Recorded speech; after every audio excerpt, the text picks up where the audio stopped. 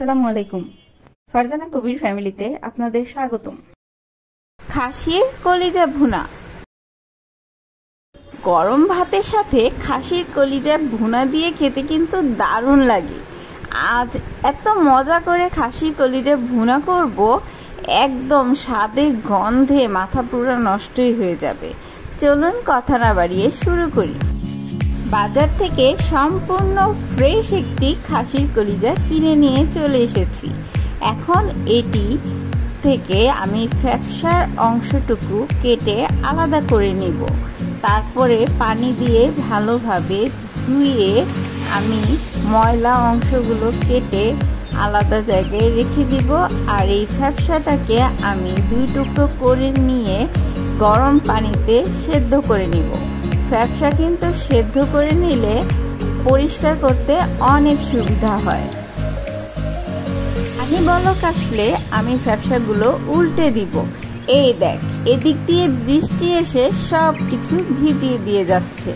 যাই হোক, এখন আমি ফ্যাপসাগুলো ঠান্ডা করে ভালোভাবে পরিষ্কার করে টুকরো করে নিব।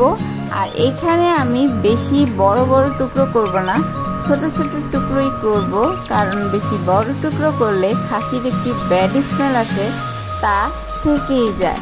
আর ছোট টুকরোর মধ্যে মশলা ভালোভাবে ঢুকে।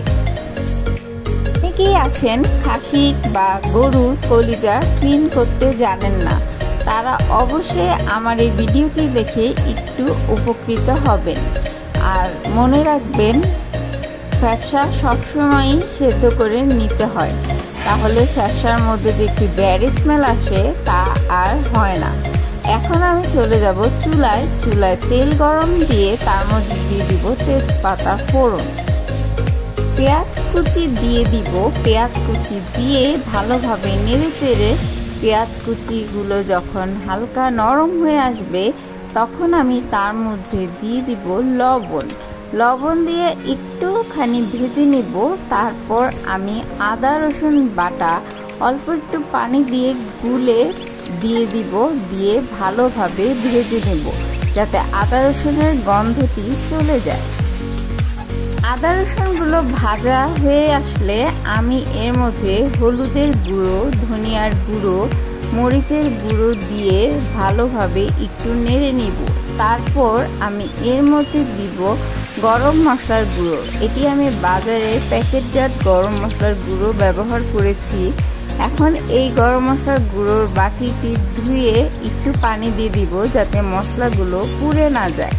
তারপর ভালোভাবে নাড়তে হবে যাতে মশলাগুলো কষানো হয়, সেই জন্য আরও অল্প একটু পানি দিয়ে দিব। আমি আবারও গরম মশলার বাটিটি ধুয়েই অল্প একটু পানি দিয়ে দিচ্ছি। আর এই পানির মধ্যে ভালোভাবে নেড়ে চেড়ে মশলাগুলো গুলিয়ে দিতে হবে যাতে কষাতে সুবিধা হয় আর পুড়ে না যায়। এখন আমি আরেকটু পানি দিয়ে ভালোভাবে নাড়াচাড়া করব। আর ভালোভাবে পানি দিয়ে আমি ঢাকনা দিয়ে এখন কিছুক্ষণ রেখে দিব মশলাগুলো কষানোর জন্য। যে কোনো তরকারি রান্নাতে মশলা কষানো কিন্তু খুবই ইম্পর্টেন্ট। মশলাগুলো কষানো হয়ে গিয়েছে। এখন আমি এখানে জিরে আর শুকনো মরিচ বেটে গুলিয়ে দিয়ে দিচ্ছি। আমি যেহেতু ঝাল পছন্দ করি তাই আমি এই মশলাটি দিচ্ছি। আপনারা চাইলে শুধু জিরের গুঁড়ো দিতে পারেন। এইরকম কিউব করে কেটে আমি আলু দিয়ে দিব। যেমন কলিজাগুলো কেটেছি ঠিক তেমনই আলুরগুলো সাইজ করেছি। এখন আমি ধুয়ে পরিষ্কার করে রাখা কলিজাগুলো দিয়ে দিব।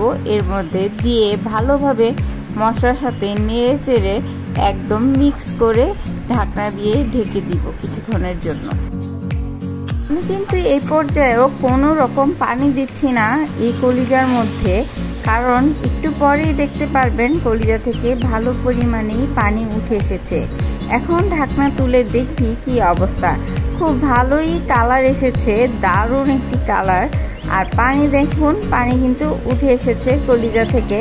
আমি আরেকটু ভালোভাবে নেড়ে চেড়ে মশলার সাথে মিক্স করে কলিজাগুলো আরও কিছুক্ষণ ঢাকনা দিয়ে কষানোর জন্য রেখে দিব।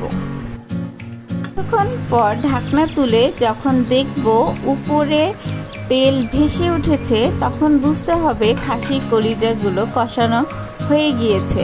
তখন আমি মশলার বাটি ধুয়ে কিছু পানি দিয়ে দিব যাতে কলিজাগুলো একদম ভালোভাবে সেদ্ধ হয়ে যায়। তারপর একটু নেড়ে চেড়ে আমি ঢাকনা দিয়ে কিছুক্ষণের জন্য রেখে দিব ভালোভাবে কলিজাগুলো সেদ্ধ হওয়ার জন্য। এখন আমি একটি প্লেটে গরম গরম ভাত নিয়ে চলে এসেছি এই কলিজা ভুনা দিয়ে খাওয়ার জন্য।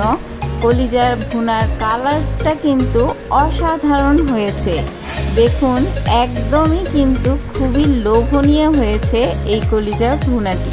আমি একটু ঝোল রেখেছি, আপনারা চাইলে ঝোল আরও কমিয়েও নিতে পারেন। আর গ্রানে তো মাথা পুরাই নষ্ট।